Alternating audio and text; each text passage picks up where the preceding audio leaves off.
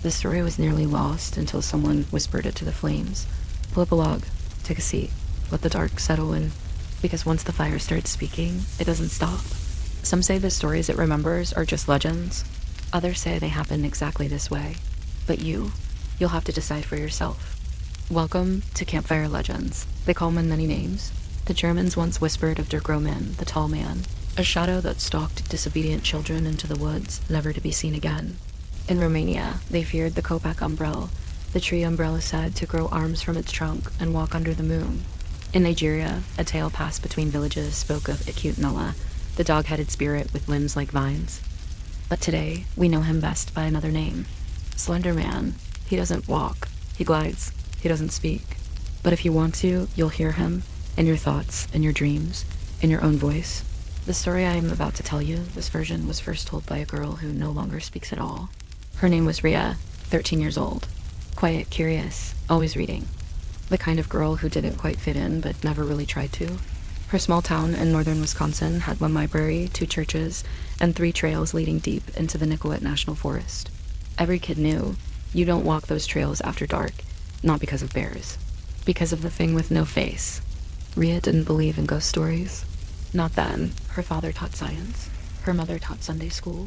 Ria stood in the strange in-between, where logic couldn't explain nightmares, but neither could scripture. One afternoon, while researching legends for a school project, Ria stumbled across a forum buried on an old laptop in the school's AV closet. Black background, white text, titled, "The Hollow One Watches." Dozens of entries. He came to me in the pine grove. My sister vanished after drawing his sigil. If you see him once, you've already seen him too many times. She didn't laugh. She didn't tell anyone. She printed the threads. The next day, she found a drawing in her locker, a tree. Tall, twisted, branches like arms. At the base stood a stick figure, or maybe not. The body was human-shaped, but its head was blank. White, empty. Beneath it, just 3 words. "You're invited, Ria." Nobody claimed it. No prankster stepped forward. But something inside her shifted, a buzzing behind her eyes. That night, she dreamed of static, trees, silence that screamed. The next weekend, she went to the woods. It wasn't rebellion. It was compulsion. Something called her. She told her parents she was studying at the library, packed a flashlight, her journal, and the printed posts from the Hollow One forum. The trees seemed to lean closer as she walked. Not physically, but perceptually, like space itself was folding in. She reached the grove from the stories just before dusk. A perfect ring of pines, dead silent. She sat in the center, waited. Then the world bent. No footsteps. No rustling leaves. Just sudden presence. He stood behind her. 7 feet tall, maybe more. Skin like bark, suit like soot, no face. No eyes, and yet she felt him staring. Into her, through her. She wanted to run, but she couldn't move, couldn't scream. She heard a whisper that wasn't sound. "Tell my story." And then nothing. She woke in her bed, clothes clean. Journal missing, 2 full days had passed. Her parents never asked, because to them she never left. Her room untouched. Her backpack still on the floor. They remembered her being home, watching TV, but she remembered the trees.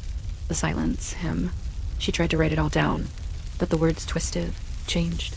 Every time she looked away from the page, they rearranged themselves.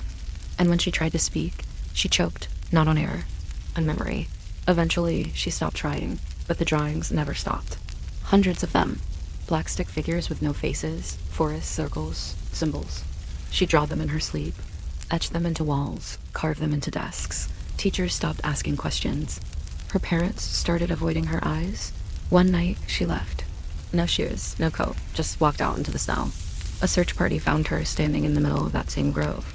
Eyes wide open, tears frozen on her cheeks. She didn't blink for over an hour. They said it was trauma, a breakdown, some tragic teenage psychosis. But they didn't see the drawings she made in the hospital. Pages and pages of one phrase over and over again. He remembers who forgets him. Slender Man isn't a game.